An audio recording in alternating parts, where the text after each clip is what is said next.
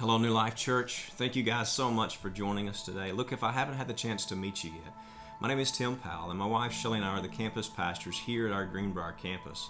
You know, if you've been joining us for very long, you know that we've been walking through our family series. We've talked about the importance of standing up and fighting for our families.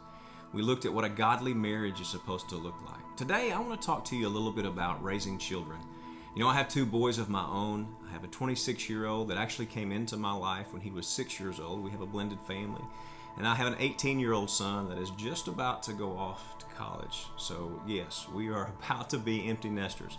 I'm going to have to get back with you on how I feel about that. Today I'm good, tomorrow maybe not so much. But I've had to remind myself a lot in this season that being a parent, well, it's actually a calling from God. It's actually a gift from Him. And it's for much more than just preparing them to be successful in the business world or preparing them for what they're going to do. No, it's actually a kingdom calling.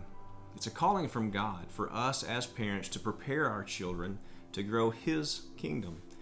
You know, as our son gets ready, our youngest gets ready to leave the home and go off to college, I'll be honest, it's been a little tough on his mom and I here lately. And the reason being is because we love them. But I'm reminded that God did not give us our son just so that we could helicopter over him for the rest of his life. No, there was a time that He gave us our son to prepare him for the work that God has prepared for him to do in the world.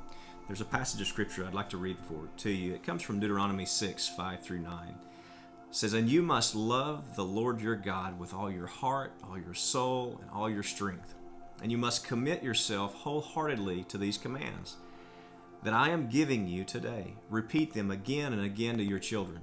Talk about them when you are at home and when you're on the road and when you are going to bed and when you are getting up. Tie them to your hands and wear them on your foreheads as reminders. Write them on the doorpost of your house and on your gates." You know, I stopped my son in the hallway last night and I said, "Son, if there's anything else that I want you to remember is that you have to keep Christ in the center of your relationships. You have to make Him priority in everything that you do." You know, as parents, guys, we're going to mess up. We're going to blow it. We're going to make mistakes. As a matter of fact, I've made many of them.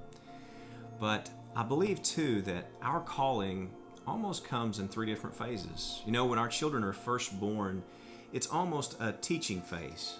And it's a phase where we're telling them what's right and what's wrong. It's don't touch the stove because you're going to get your hand burned. And then as they grow older and they get into adolescence, we almost go into a training phase. Well, the thing that I've learned is in the training phase, we have to let our children make mistakes. You know, it's easy for us as parents to just jump in and try to solve the problem or try to fix everything. Well, that's not what God's always calling us to do. Our kids have to have the ability to make mistakes sometimes. I don't know about you, but that's where I've learned the most valuable lessons in life is from the mistakes that I've made. It's the only way that we grow. And then as they get older and they enter adulthood and they begin to have children of their own, as a matter of fact, I have two of the most beautiful granddaughters in the world. You know, this whole discipline thing that we'll talk about with children, that goes out the window when it comes to grandkids. My grandbabies, they can have anything they want from Pawpaw. But you enter into a different phase of life when you get to that point. I almost look at myself now as more of a consultant to our oldest son than a trainer. And we've had the years as he's grown up to try to teach him right from wrong and point him to the truth. But ultimately, as they become adults, they have to go out in the world and they have to fulfill the calling that God's placed on their life. There's a passage of scripture that comes from Psalm 127:3. It says, "Children are a heritage from the Lord, offspring a reward from Him." There's another passage of scripture that talks about them being arrows in our quiver. Well, arrows were never designed to stay in the quiver. No, we have to release them at some point in time. So I just want to encourage you today. Look, if you're a parent like I am, maybe you are just about to be an empty nester. Maybe you have young children that you are just starting off. Listen, it's never too late to put Christ in the center of your family and in the center of how you raise your children. You're going to make mistakes. I have to remember grace because I know God has extended a lot to me. I have to remember grace when I'm disciplining my children. Yes, I believe we are called to discipline our children. I believe it's important.